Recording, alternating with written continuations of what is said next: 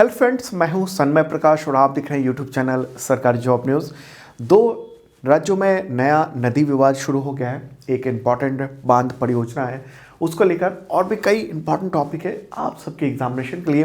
तो शुरू करते हैं दोस्तों, और सबसे इम्पॉर्टेंट क्वेश्चन लेते हैं। कलासा बंदोरी परियोजना को केंद्र सरकार की मंजूरी के साथ ही किन दो राज्यों में नदी विवाद भड़क गया है? आंसर होगा गोवा और कर्नाटक। ठीक है, तो दो राज्यों में तनाव बढ़ गया है। वजह है कलासा बंदोरी परियोजना। ये परियोजना क्या है? ये परियोजना है कर्नाटक में एक बांध बनाने की। और किस नदी पर यह बांध बनाने की परियोजना है? तो महादेई नदी पर, जो कर्नाटक से निकलकर गोवा तक जाती है। तो उसके पानी को, महादेई नदी के वाटर को डाइवर्ट करने के लिए ये डिज़ाइन किया गया है कलासा बंदोरी परियोजना। और उसी के खिलाफ मोर्चा खोल दिया है गोवा ने। गोवा के मुख्यमंत्री इस वक्त कौन है? प्रमोद सावंत। उन्होंने आपत्ति जताई। और कर्नाटक के चीफ मिनिस्टर कौन है? बसवराज बोम्मई। उन्होंने खुशी जताई कि केंद्र सरकार ने मंजूरी दे दी। ओके, तो एक बार मैप के थ्रू इस चीज़ को समझ लेते हैं कि कहाँ पर है, क्या है। ओके, तो प्यारा भारत है ये, और कर्नाटक मैप में आप जानते होंगे ये रहा, यह वाला जो हिस्सा है वो है कर्नाटक। ओके, और गोवा यहाँ है, महाराष्ट्र और कर्नाटक के से बॉर्डर शेयर करता है। और ये महादेई रिवर है, महादेई रिवर। इसके अलावा कई और सारी रिवर है। तो हो ये रहा है कि कर्नाटक से ये महादेई रिवर निकलती है और गोवा में आगे जाकर और फिर समुद्र में मिल जाती है। तो इसी के पानी को यहाँ से कर्नाटक में, ये वाला हिस्सा कर्नाटक है, इधर गोवा है, और इधर वाला हिस्सा ये कहाँ है? महाराष्ट्र है। ठीक है, तो इसको पेयजल के लिए यहाँ से डाइवर्ट करने की योजना, ये जो ब्लू कलर का देख रहे हैं, तो वो डाइवर्ट करके दूसरी तरफ ले जाने की योजना है। तो इससे गोवा गुस्सा गया है। गोवा का कहना है कि हमें पानी की ज़रूरत जो है ना इस इलाके में, यहाँ वाला जो इलाका है जो कि पूर्वी गोवा कहेंगे इसे, यहाँ पेयजल की व्यवस्था इसी रिवर से होती है, महादेई रिवर से होती है। तो अगर ये बांध बनता है यहाँ पर, और बांध बनने की वजह से पानी डाइवर्ट होता है, तो फिर यहाँ पानी कम मिलेगा। और ये वर्षा आधारित रिवर, ठीक है, यानी बारिश होती है तो उसकी वजह से इसमें पानी होता है। तो ऐसे में आने वाले वक्त में वहाँ पर पानी का संकट हो सकता है। तो इसी वजह से गोवा में टेंशन है। गोवा के चीफ मिनिस्टर ने कहा है कि हम ये नहीं होने देंगे। ठीक है, तो इस रिवर को ना, महादेई रिवर को मंडोवी भी कहा जाता है। गोवा में इसको मंडोवी भी कहा जाता है। ठीक है, तो मुझे लगता है कि ये पूरी बात आप समझ चुके होंगे आसान भाषा में। वैसे ये जो विवाद है ना गोवा और कर्नाटक के बीच में महादेई रिवर का, ये 1989 से चल रहा है।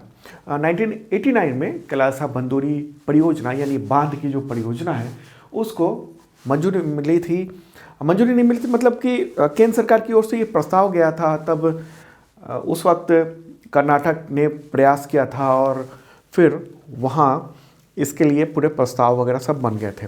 ओके, गोवा ने तभी आपत्ति जताई थी। फिर मामला और बढ़ा। फिर गोवा के तत्कालीन चीफ मिनिस्टर उन सब ने विरोध किया। यहाँ तक कि 2002 में जब चीफ मिनिस्टर थे गोवा के मनोहर पर्रिकर, तो उन्होंने केंद्र सरकार से काफ़ी आपत्ति जताई थी और फिर तब उस वक्त रोक दिया गया था। लेकिन अब मोदी गवर्नमेंट में इस परियोजना को मंजूरी मिल गई है। ओके, तो इसकी वजह से ये टेंशन चल रहा है अब दो नए राज्यों में। ठीक है, इसके लिए ट्रिब्यूनल भी बनाया गया और तमाम विवादें हुई हैं, लेकिन अब मंजूरी मिल गई है। अब एक बार देख लेते हैं कि देश में जो रिवर डिस्प्यूट है अलग अलग राज्यों में कौन कौन से। तो अब देख रहे हैं, रावी और व्यास नदी पर पंजाब, हरियाणा और राजस्थान के बीच में डिस्प्यूट है। नर्मदा नदी पर मध्य प्रदेश, गुजरात, महाराष्ट्र और राजस्थान के बीच में। कृष्णा नदी, उसको लेकर है महाराष्ट्र, आंध्र प्रदेश, कर्नाटक और तेलंगाना में डिस्प्यूट। कुछ ना कुछ चलता रहता है। वंशधारा, ये दो राज्यों में, आंध्र प्रदेश और उड़ीसा में। कावेरी नदी विवाद, ये तो काफ़ी पॉपुलर है, केरल, कर्नाटक, तमिलनाडु और पुदुचेरी के बीच में। गोदावरी नदी विवाद, ये भी काफ़ी चर्चित है, महाराष्ट्र, आंध्र प्रदेश, कर्नाटक, मध्य प्रदेश और ओडिशा के बीच में ये टेंशन गोदावरी नदी को लेकर होता है। महानदी, उसको लेकर है छत्तीसगढ़ और उड़ीसा के बीच में टेंशन। महादेई रिवर, तो ये तो आपने देखा गोवा, कर्नाटक, तो इसको लेकर कुछ तो महाराष्ट्र भी आपत्ति जताता रहा है, लेकिन महाराष्ट्र का कम है, लेकिन फिर भी है इसमें महादेई पेरियार रिवर, ये तमिलनाडु और केरल के बीच में, उसको लेकर ये टेंशन है। ठीक है, तो ये टोटल आपने रिवर जो डिस्प्यूट है उसके बारे में भी आपने जाना। ओके, तो चलिए अब आगे बढ़ते हैं, अगला क्वेश्चन लेते हैं। उससे पहले आपको बता दूं कि अगर आपने 2022 का पूरा मैराथन वीडियो नहीं देखा है तो ज़रूर देख लेना। तमाम जो भी एग्जामिनेशन होने वाले हैं अभी, उन सब में बहुत काम आएगा। और इसका PDF भी अवेलेबल है इस वीडियो के डिस्क्रिप्शन में, चेक कर लेना। और इसका बुक 9 तारीख को अवेलेबल हो रहा है आप सबके लिए। ठीक है, तो डिस्क्रिप्शन चेक कर सकते हो आप। और हाँ, इसका जो PDF है ना, उसके लिए आप मेंबरशिप ले सकते हैं मात्र 150 रुपये में, छूट चल रही है 50% की। और पिछले तमाम करंट अफेयर्स के PDF और अगले 1 साल तक करंट अफेयर्स के PDF आप प्राप्त कर सकते हैं इसके ज़रिए, मेंबरशिप के ज़रिए। और मॉक टेस्ट और टेस्ट सीरीज़ तमाम तरह के एग्जामिनेशन के लिए, अभी BPSC हो गया, UPPSC हो गया, UPSC हो गया, SSC GD कांस्टेबल जो होने वाला है, CHSL का एग्जामिनेशन, उन सब के और भी कई एग्जामिनेशन के टेस्ट सीरीज़ अवेलेबल हैं आपके लिए। तो मेंबरशिप वाले जाकर दे सकते हैं, टेस्ट सीरीज़ में हिस्सा ले सकते हैं और बुक पे छूट भी मिलेगी। डिस्क्रिप्शन चेक कर लेना। अगला क्वेश्चन लेते हैं, एशिया की पहली हाइड्रोजन ट्रेन किस देश में लॉन्च हुई है? ये क्वेश्चन है एशिया की। इससे पहले मैंने अगस्त में एक कंटेंट आपको दिया था MCQ, और उसमें बताया था कि दुनिया की पहली कौन सी है, तो वो जर्मनी में चली थी। ठीक है, और ये दुनिया की दूसरी है, तो इसका आंसर होगा चाइना। चीन की सरकारी कंपनी है CRR कॉरपोरेशन लिमिटेड, तो उसी ने डेवलप किया है इस ट्रेन को। ठीक है, 600 किलोमीटर तक बिना फ्यूल भराए ये चल सकती है। ओके, एक इम्पॉर्टेंट बात, और अगर हम दोनों देशों की ट्रेनों की तुलना करेंगे, जर्मनी की और चाइना की, तो चीन की जो हाइड्रोजन ट्रेन है वो जर्मनी से रफ्तार के मामले में आगे है, लेकिन माइलेज में ये बताया जा रहा है कि वो कम है। ठीक है, अब सवाल ये है कि हाइड्रोजन ट्रेन काम कैसे करती है। देखिए, हाइड्रोजन ट्रेन में हाइड्रोजन को स्टोर किया जाता है और बाद में इसमें ऑक्सीजन मिलाया जाता है और फिर ये पानी बन जाता है। ठीक है, हाइड्रोजन से पानी बनने की जो प्रक्रिया में जो ऊर्जा बनती है उसका इस्तेमाल ट्रेनों को चलाने के लिए किया जाता है, और इसमें प्रदूषण नहीं होता है और इंजन कोई आवाज़ भी नहीं करता है। लगभग 1 किलो हाइड्रोजन 4.5 किलो डीजल के समान होता है। भारत में भी हाइड्रोजन ट्रेन को लेकर प्लान चल रहा है, काम चल रहा है। रेल मंत्री अश्विनी वैष्णव ने इसके बारे में ऐलान किया हुआ है। उनका ये कहना है कि भारत जो है वो पहली हाइड्रोजन ट्रेन इसी साल 2023 में बना लेगा और ये ट्रेन पूरी तरह से स्वदेशी होगी। ठीक है, इम्पॉर्टेंट बात, चीन की बात कर लें। चीन में ये लॉन्च हुई है ट्रेन, तो चीन की राजधानी बीजिंग है और प्रेसिडेंट कौन है? सी जिनपिंग। अगला क्वेश्चन लेते हैं, भारतीय विज्ञान कांग्रेस यानी इंडियन साइंस कांग्रेस 2023 किस शहर में आयोजित हुई? ये 108वीं इंडियन साइंस कांग्रेस है, तो इसका आंसर होगा नागपुर। नागपुर में कहाँ पर? तो नागपुर में ये राष्ट्रीय संत तुकडोजी महाराज नागपुर यूनिवर्सिटी में ये आयोजित किया गया है और प्राइम मिनिस्टर नरेंद्र मोदी ने वर्चुअली इसका उद्घाटन किया। ठीक है, इससे पहले कब हुआ था? 2022 में कहाँ पर आयोजित किया गया था? 107वीं, तो वो बेंगलोर कर्नाटक में आयोजित किया गया था, और 108वीं इंडियन साइंस कांग्रेस नागपुर में आयोजित की गई। और थीम क्या है? तो महिला सशक्तिकरण के साथ सतत विकास के लिए विज्ञान और प्रौद्योगिकी। ठीक है, तो ये थीम है और उसी पर ये विज्ञान कांग्रेस आयोजित किया गया है। विज्ञान कांग्रेस जो भारतीय है उसकी स्थापना कब हुई थी? 1914 में हुई थी, कोलकाता में हुई थी। ओके, मुख्यालय कोलकाता है। अब आगे बढ़ते हैं, अगला क्वेश्चन लेते हैं। केंद्रीय सड़क परिवहन एवं राजमार्ग मंत्री नितिन गडकरी ने किस राज्य में भारत का दूसरा सबसे लंबा 8 लेन केबल ब्रिज का उद्घाटन जुआरी नदी पर किया? ये कहाँ पर स्थित है? आंसर होगा गोवा। ओके, और ये इस पुल को जुआरी पुल के नाम से भी जाना जाता है। और इसके पहले फेज़ का उद्घाटन अभी हाल ही में केंद्रीय मंत्री नितिन गडकरी ने किया है। और ये भारत का दूसरा सबसे लंबा 8 लेन का केबल ब्रिज। यहाँ पर केबल ब्रिज की बात हो, केबल ब्रिज में क्या होता है? केबल के सहारे ये ब्रिज होता है। ओके, एक पिलर होता है बीच में और उस दो पिलर हुआ और उसी के सहारे ये ब्रिज जो है ना केबल के जरिए वो खींचा रहता है। तो उत्तरी गोवा दक्षिणी गोवा को ये ब्रिज जोड़ेगा। लगभग 13 किलोमीटर लंबाई है और करीब 2,500 करोड़ रुपए इसके निर्माण में लागत आई है। ओके, अगर बात होगी कि भारत का सबसे लंबा केबल ब्रिज कहाँ पर है, तो वर्सोवा बांद्रा लिंक है, जो कि मुंबई में स्थित है, 17 किलोमीटर का। चलिए अब आगे बढ़ रहे हैं, अगला क्वेश्चन लेते हैं। स्कॉटलैंड अपने किस शहर में भारतीय सैनिकों के बलिदान की याद में एक नया ब्रिटिश भारतीय सेना स्मारक बनाएगा? इसका आंसर होगा ग्लासगो। ठीक है, तो स्कॉटलैंड ने अपने शहर ग्लासगो में ये स्मारक बनाने का ऐलान किया है।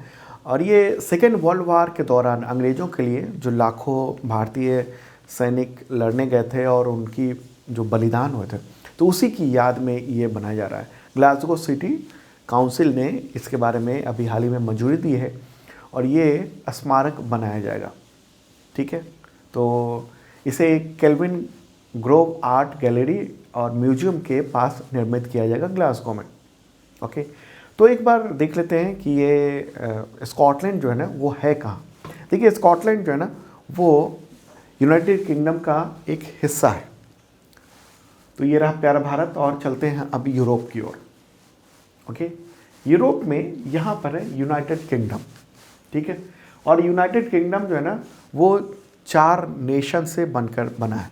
United kingdom multi nation country है। ओके, तो एक तरफ है ये स्कॉटलैंड, ये इंग्लैंड है, ये वेल्स है और नॉर्दर्न आयरलैंड है, आयरलैंड। ओके, तो ये जो हिस्सा है ना यही वाला है स्कॉटलैंड। तो यहीं पर यह स्मारक बनाया जाएगा और इस स्मारक के जरिए ब्रिटिश भारतीय जो सेना थी उसके 40 लाख से अधिक सैनिकों की सेवा और उसके बलिदान को सम्मान दिया जाएगा, ये कहना है। ठीक है, महत्वपूर्ण बात। और इंग्लैंड की अगर बात करेंगे या यूनाइटेड किंगडम की बात करेंगे तो अभी प्राइम मिनिस्टर कौन है आपको कमेंट बॉक्स में बताना है। इस वक्त यूनाइटेड किंगडम के प्राइम मिनिस्टर कौन है? चलिए आगे बढ़ते हैं, अगला क्वेश्चन। ब्राज़ील के नए राष्ट्रपति के रूप में किसने शपथ ली है? तो आंसर क्या होगा? आंसर आप लूला भी कह सकते हैं या पूरा नाम अगर कहेंगे तो लुइज इनासियो लूला द सिल्वा, और पॉपुलर नेम इनका लूला है। तो इन्होंने शपथ ले ली है, चुनाव तो जीत चुके थे और तीसरी बार वो ब्राज़ील के राष्ट्रपति बन गए हैं। ओके, वामपंथी वर्कर्स पार्टी के हैं ये लूला। ओके, तो 2 बार पहले राष्ट्रपति रह चुके हैं, इन पर भ्रष्टाचार का आरोप लगा था और फिर जब आरोप वगैरह सब खत्म हो गए तो अब फिर से राष्ट्रपति बन गए हैं। ओके, ब्राज़ील की राजधानी क्या है? ब्राज़ीलिया। मुद्रा क्या है? ब्राज़ील रियाल। और ये है लूला। एक बार मैप में भी देख लेते हैं कि ब्राज़ील है कहाँ पर। तो प्यारा भारत है और ब्राज़ील कहाँ पर है? ब्राज़ील है दक्षिणी अमेरिका में। ओके, तो दक्षिणी अमेरिका का ये हिस्सा है और ये रहा ब्राज़ील। अगला क्वेश्चन लेते हैं और क्वेश्चन होगा, नीलगिरी तहर के संरक्षण के लिए परियोजना किस राज्य में शुरू हुई? और सवाल ये है कि नीलगिरी तहर होता क्या है, क्या है ये? तो एक पशु है, उसका फोटोग्राफ भी आगे दिखाएंगे आपको। आंसर होगा तमिलनाडु। ओके, ये पशु भारत के तमिलनाडु और केरल राज्य का जो नीलगिरी पर्वत है और जो वेस्टर्न घाट्स है यानी पश्चिमी घाट, तो उसी के दक्षिणी हिस्से में पाया जाता है। स्थानीय नाम इसका वहाँ पर इसको बोला जाता है साकिन। ओके, और फोटोग्राफ दिखा दूँ मैं, और ये रहा साकिन। ठीक है, पहाड़ियों पे ही रहता है। ये जंगली बकरी और भेड़ के निकट संबंधी है। तो तमिलनाडु सरकार ने नीलगिरी तहर के संरक्षण के लिए एक परियोजना को लॉन्च किया है। ओके, तो मैप के द्वारा भी देखते हैं तमिलनाडु कहाँ है, तो यहाँ पर प्यारा भारत और ये रहा तमिलनाडु। ओके, और ये परियोजना वर्ष 2027 तक चलेगी। अगले लगभग 25 करोड़ रुपए इसकी लागत होगी। वन्यजीव संरक्षण अधिनियम 1972 के तहत ये उसे नीलगिरी तहर को संरक्षित किया जाएगा। ठीक है, इंपॉर्टेंट बात ये रही। चलिए आगे बढ़ते हैं, अगला क्वेश्चन लेते हैं। प्रवासी भारतीय सम्मान पुरस्कार 2023 कितने लोगों को दिया जाएगा? इसका चुनाव हो गया है या कहें किनको चुना गया है, कितने लोगों को? आंसर है 27। तो 27 लोगों को चुना गया है और केंद्र सरकार ने प्रवासी भारतीय सम्मान की घोषणा कर दी है। 27 लोगों को दिया जाएगा और ये भारतीय प्रवासी सम्मान जो है ना उसका 17वां संस्करण होगा। ओके, तो ये अवार्ड अभी 8 से 10 जनवरी के बीच में ही दिया जाना है। राष्ट्रपति द्रौपदी मुर्मू ये अवार्ड देंगी। कौन कौन है पूरा लिस्ट मैं आपको दिखा देना चाहता हूँ। तो ये रहे जो टोटल लिस्ट है उसमें से 11 तो ये रहा नाम है। अलग अलग देशों के लोग हैं, 27 लोग हैं, तो उन सबको ये अवार्ड दिए जा रहे हैं प्रवासी भारतीय सम्मान। ठीक है, तो ये 27 टोटल ये लोग रहे। अगर हम नाम की बात करेंगे तो एक बार नाम कर देते हैं, देख लेते हैं। प्रोफेसर जगदीश चेन्नुपति ये ऑस्ट्रेलिया से हैं। प्रोफेसर संजीव मेहता ये भूटान से हैं। प्रोफेसर दिलीप लॉन्डो ये ब्राज़ील से हैं आएंगे। डॉक्टर एलेक्जेंडर मलाइकेन जॉन ये ब्रुनेई। डॉक्टर बैकुंठम अय्यर लक्ष्मणन तो वो कनाडा से हैं। श्री जोगिंदर सिंह निज्जर क्रोएशिया से। प्रोफेसर रामजी प्रसाद डेनमार्क से। डॉक्टर कन्नन अम्बलम ये इथियोपिया से। डॉक्टर अमल कुमार मुखोपाध्याय जर्मनी से। डॉक्टर मोहम्मद इरफान अली तो वो हैं गुयाना से। रीना विनोद पुष्करन वो इज़राइल से हैं। ठीक है, अगला नाम लेंगे तो डॉक्टर मकसूदा सरफी श्योतानी ये जापान से। डॉक्टर राजगोपाल ये मैक्सिको से। अमित कैलाश चंद्र लठ ये पोलैंड से। परमानंद सुखुमल दासवानी ये कांगोस गणराज्य से। पीयूष गुप्ता वो सिंगापुर से। मोहनलाल हीरा ये दक्षिण अफ्रीका से। संजय कुमार शिव भाई पटेल दक्षिण सूडान से। शिव कुमार नदेसन ये श्रीलंका से। डॉक्टर देवन चंद्र भोज शर्मन ये सूरीनाम से। डॉक्टर अर्चना शर्मा ये स्विट्जरलैंड से। न्यायमूर्ति यानी जस्टिस फ्रैंक ऑथर सी प्रसाद ये ट्रिनाड और टोबैको से। ओके, सिद्धार्थ बालचंद्रन ये यूएई से हैं। ओके, अगला नाम क्या है तो चंद्रकांत बाबू भाई पटेल यूनाइटेड किंगडम से।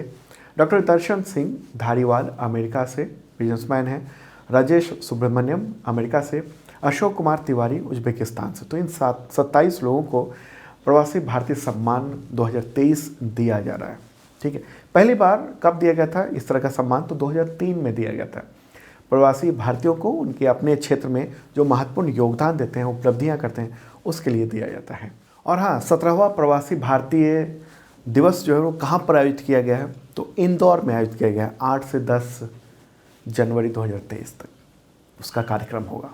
अगला क्वेश्चन लेते हैं, सीमा विवाद के कारण किन राज्यों ने अपने अपने विधानमंडल में प्रस्ताव पारित किया एक दूसरे के खिलाफ में? आंसर होगा कर्नाटक और महाराष्ट्र। गजब गजब का विवाद चल रहा है, कहीं नदी विवाद चल रहा है, कहीं बॉर्डर डिस्प्यूट चल रहा है।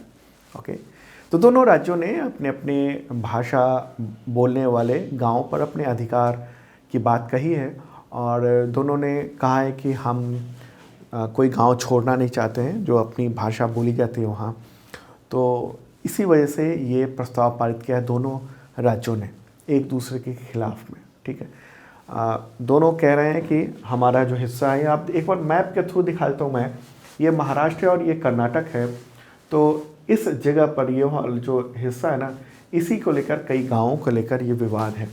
भाषा यहाँ कुछ मराठी बोली जाती है, कुछ कन्नड़ बोली जाती है, तो दोनों कह रहे हैं कि ये हमारा इलाका वहाँ है, वो हमें दिया जाए, ये कह रहे हैं कि ये हमें दिया जाए। तो इसकी वजह से ये विवाद है। और अभी हाल ही में ये जो विवाद था वो हिंसक भी हो गया था। बस वगैरह भी रोक दी गई थी संचालन दोनों राज्यों के बीच में। सीमा विवाद इतना गहरा हो गया था। ठीक है, ये जो सीमा विवाद है ना बहुत ही लंबा है।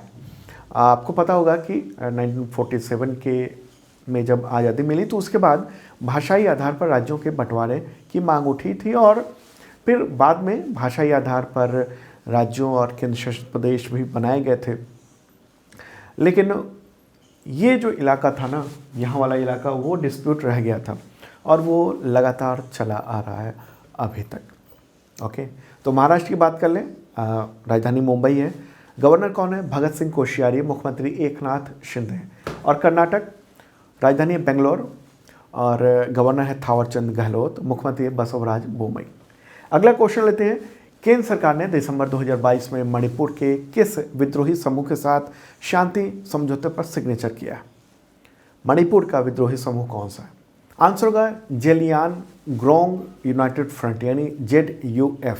तो केंद्र सरकार ने इसको लेकर शांति समझौते पर सिग्नेचर किया है। दोनों तरफ से हुआ है। मणिपुर विद्रोही समूह है और ये समूह सहमत हुआ है इस बात पर कि वो हिंसा छोड़ेगा और लोकतांत्रिक जो प्रक्रिया है उसमें शामिल होगा। तो एक त्रिपक्षीय समझौता है। त्रिपक्षीय का मतलब है 3 पक्ष है। एक तो केंद्र सरकार है, मणिपुर सरकार है और दूसरा ये ज़ेलियानग्रोंग यूनाइटेड फ्रंट है यानी ZUF है। ठीक है, तो ये सिग्नेचर किए गए हैं 3 पक्षों के बीच में। शांति समझौते में यही है कि हिंसा छोड़ेगा, भूमि कानून और जो दूसरे जो शांतिपूर्ण लोकतांत्रिक प्रक्रिया है उसमें वो शामिल होगा। ओके, मणिपुर उसके चीफ मिनिस्टर कौन है? N बीरेन सिंह। गवर्नर ला गणेशन है और राजधानी क्या है? इम्फाल। अगला क्वेश्चन लेते हैं। और हाँ, ये इस तरीके से ये एग्रीमेंट हुआ है ZUF के बीच में। नेक्स्ट क्वेश्चन लेते हैं। तीरंदाजी एशिया कप 2022 का जो तीसरा चरण है, चरण 3, वो शारजाह में हुआ। तो भारत ने कितने गोल्ड मेडल जीते हैं आर्ची एशिया कप 2022 में? आंसर होगा 5। ठीक है, 5 मेडल जीते हैं, गोल्ड जीते हैं। ओके, और अगर हम बात करेंगे टोटल कितने मेडल जीते, टोटल 10 मेडल जीते जिसमें से 5 गोल्ड, 3 सिल्वर और 2 ब्रॉन्ज मेडल थे। ठीक है, और इसकी अगर हम लिस्ट देंगे कौन कौन ने जीता, तो महिला टीम कंपाउंड कैटेगरी में प्रगति अदिति, गोपीचंद स्वामी, ऐश्वर्य शर्मा ये मिलकर जीता। ओके, पुरुष कंपाउंड टीम कैटेगरी में प्रियांश ओजस, प्रवीण देवलाते, मानव गणेश राव जाधव ये मिलकर जीता। पुरुष टीम रिकर्व कैटेगरी में मृणाल चौहान, आकाश पार्थ, सुशांत सालुंके ये गोल्ड मेडल जीता। इंडिविजुअल कैटेगरी में प्रियांश ने और इंडिविजुअल प्रगति ने। ओके, तो ये मेडल जीते हैं, गोल्ड मेडल। सिल्वर आप मेरे बगल में देख रहे हैं, इन सब ने जीता है। ओके, आगे बढ़ते हैं। अगला क्वेश्चन लेते हैं। Under 17 badminton Asia junior championship में उसके महिला एकल फाइनल में प्रवेश करने वाली पहली भारतीय कौन बनी है? यहाँ क्या बात हो रही है क्वेश्चन में? Under 17 badminton Asia junior championship में तो फाइनल में प्रवेश करने वाली, आंसर होगा उन्नति हुड्डा। ठीक है, तो वो ऐसी पहली भारतीय बन गई हैं। ओके, और हालांकि उनको हार मिली फाइनल में, जापान की मियोन युकुची ने उनको हरा दिया, लेकिन फाइनल में पहुंचने वाली वो पहली भारतीय बन गई हैं। किस में? तो अंडर 17 बैडमिंटन जूनियर चैंपियनशिप के महिला एकल की बात हो रही है। ठीक है, यहाँ खास बात है कि महिला एकल वुमेन्स सिंगल्स की बात हो रही है। ठीक है, और यहाँ पर कई सारे मेडल भी जीते गए हैं इंडिया के द्वारा। 5 मेडल जीते गए जिसमें से 3 सिल्वर और 2 ब्रॉन्ज मेडल थे। ओके, तो सिल्वर उन्नति हुड्डा ने जीता है। ओके, वुमेन्स सिंगल्स में अनीश, अगर हम उसकी अनीश थोप पानी, तो उन्होंने अंडर 15 महिला एकल में जीता है। ओके, अर्श मोहम्मद और संस्कार सारस्वत ने अंडर 17 मेंस डबल्स में जीता है। ओके, यहाँ कन्फ्यूजन नहीं होना चाहिए, यहाँ बात हो रही है महिला एकल अंडर 17 की बात हो रही है। ओके, अंडर 15 भी खेला गया तो उन सब में पहले भी थे। आगे बढ़ते हैं, अगला क्वेश्चन लेते हैं। विदेश मंत्री एस जयशंकर की साइप्रस यात्रा के दौरान भारत और साइप्रस के बीच में कितने एग्रीमेंट साइन हुए दोनों देशों के बीच में? आंसर का 3 एग्रीमेंट साइन हुए हैं। भारतीय विदेश मंत्री एस जयशंकर वो साइप्रस की 3 दिन की यात्रा पर थे हाल ही में, और वहाँ के साइप्रस की विदेश मंत्री हैं इयोनिस कसौलाइड्स, और दूसरे जो मिनिस्टर्स थे उन सब के साथ मुलाकात की और ये एग्रीमेंट साइन हुए हैं। ओके, तो एक बार देख लेते हैं साइप्रस है कहाँ पर। प्यारा भारत रहा। साइप्रस जो है ना मेडिटेरियन सी में मौजूद द्वीपीय देश है। तो यहाँ पर आप देख रहे हैं ये ओके, ये मेडिटेरेनियन सी है और इधर तुर्की है, इधर सीरिया है, ओके, इधर इज़राइल ये रहा, ठीक है। तो यहाँ पर है ये साइप्रस, और दोनों देशों के बीच में 3 समझौते हुए हैं मुख्य तौर पर। ये MOU defence and military cooperation को लेकर पहला हुआ है एग्रीमेंट साइन, दूसरा हुआ है इमिग्रेशन एंड मोबिलिटी पार्टनरशिप पे, और तीसरा एग्रीमेंट है आईएसए में शामिल होने को लेकर। साइप्रस ने भी इच्छा जताई और कहा कि हम शामिल होना चाहते हैं। आईएसए क्या है? इंटरनेशनल सोलर अलायंस, उसमें, ठीक है। तो वहाँ की विदेश मंत्री के साथ भारतीय विदेश मंत्री हैं, ओके। साइप्रस की भी बात कर लें। साइप्रस की राजधानी क्या है? निकोसिया, मुद्रा यूरो है, राष्ट्रपति है निकोस अनास्तासीदेस। अगला क्वेश्चन लेते हैं, उत्तराखंड के किस शहर में विश्व स्तरीय कयाकिंग कैनोइंग अकादमी को बनाया जाएगा? आंसर होगा टिहरी। देखिए, टिहरी वाटर स्पोर्ट्स का आयोजन हुआ है अभी हाल ही में। उद्घाटन इसका वहाँ के मुख्यमंत्री पुष्कर सिंह धामी और केंद्रीय ऊर्जा मंत्री आर.के. सिंह ने किया। तो उसी दौरान उन्होंने कहा कि खेलों को प्रमोट करने के लिए यहाँ पर कियाकिंग कैनोइंग का बड़ा एक इवेंट कराया जाएगा। वहाँ पर क्या होता है ये देख रहे हैं आप, इसी तरह का ये गेम्स कहिए इसको, ठीक है। तो ये वहाँ पर एक बड़े पैमाने पर आयोजन और बड़े पैमाने पर इसकी व्यवस्था सुविधा ये आयोजित की जाएगी वहाँ पर, ठीक है। इम्पॉर्टेंट बात, एकेडमी वहाँ पर बनाई जा रही है। अगला क्वेश्चन लेते हैं, भारत ने जनवरी 2023 में ऑस्ट्रिया के साथ किस एग्रीमेंट पर साइन किया? यहाँ पर बात ऑस्ट्रेलिया नहीं हो रही है, ऑस्ट्रिया हो रही है। ये यूरोपीय देश है। इसका आंसर होगा CMMPA, यानी comprehensive migration and mobility partnership agreement. तो भारतीय विदेश मंत्री एस जयशंकर और वहाँ के ऑस्ट्रिया के विदेश मंत्री ने इस एग्रीमेंट पर साइन किया है। इसमें यही होगा इससे फ़ायदा कि इंडिया से जो स्टूडेंट हैं और जो एकेडमिशियन हैं, बिजनेसमैन हैं, वो आसानी से वहाँ पर जा सकेंगे और वहाँ के भी लोग यहाँ इंडिया में बहुत आसानी से आ सकेंगे।